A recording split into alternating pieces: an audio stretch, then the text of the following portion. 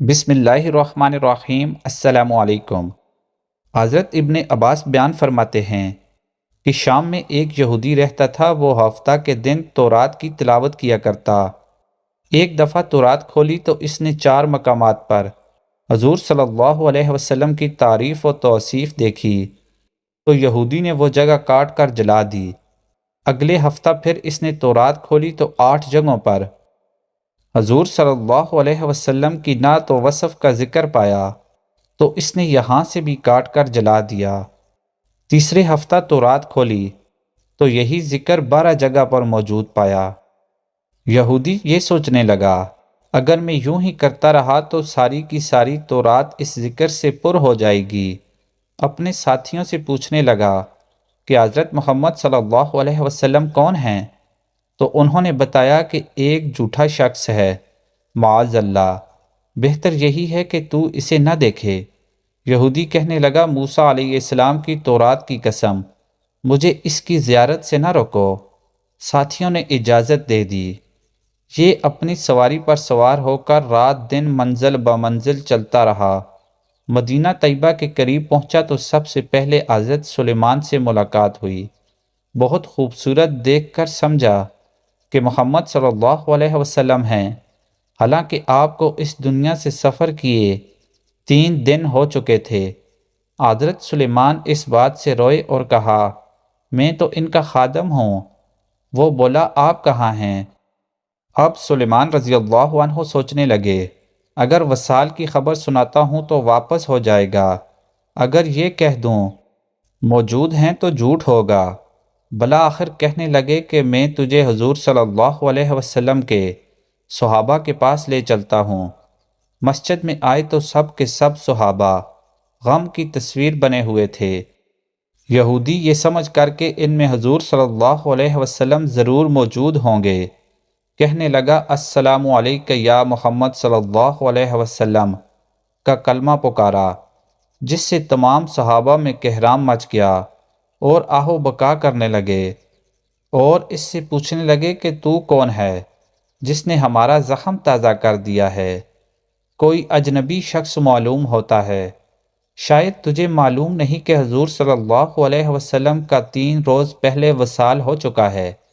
یہ سن کر وہ یہودی چیخنے لگا، ہائے میرا غم، ہائے میرے سفر کی ناکامی، اے کاش میری ماں مجھے نہ جنتی، جن ہی دیا تھا تو کاش میں تورات نہ پڑھتا، اور وہ بھی پڑھی تھی تو کاش آپ کی تعریف و توصیف پر نظر نہ پڑتی۔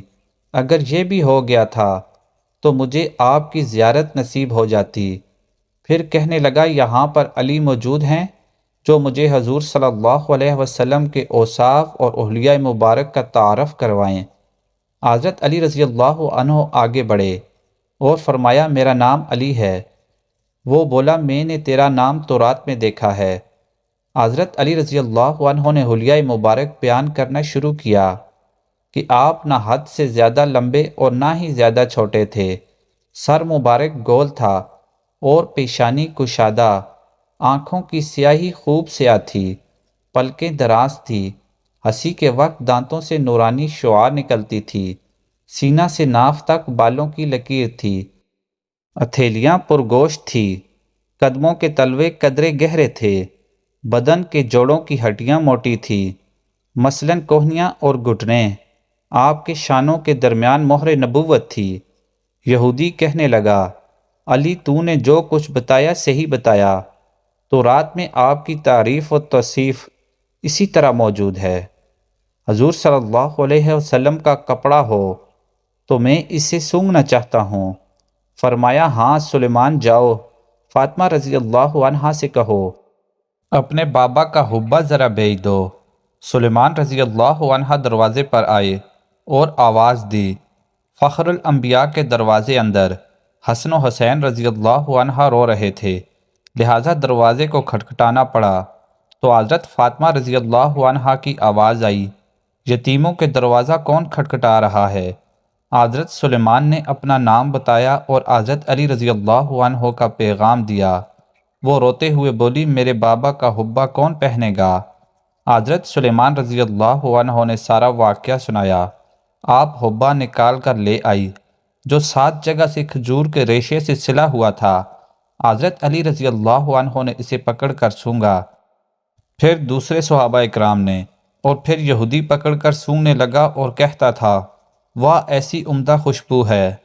پھر قبر شریف پر حاضر ہوا، آسمان کی طرف سر اٹھا کر کہنے لگا، اے اللہ میں گواہی دیتا ہوں، تو واحد و یکتا و یگانہ ہے، کائنات تیری نیاز مند اور تو بے نیاز ہے، اور میں یہ بھی گواہی دیتا ہوں اس قبر شریف والا تیرا حبیب ہے، جو کچھ اس نے فرمایا میں اس کی تصدیق کرتا ہوں اور اس پر ایمان لاتا ہوں۔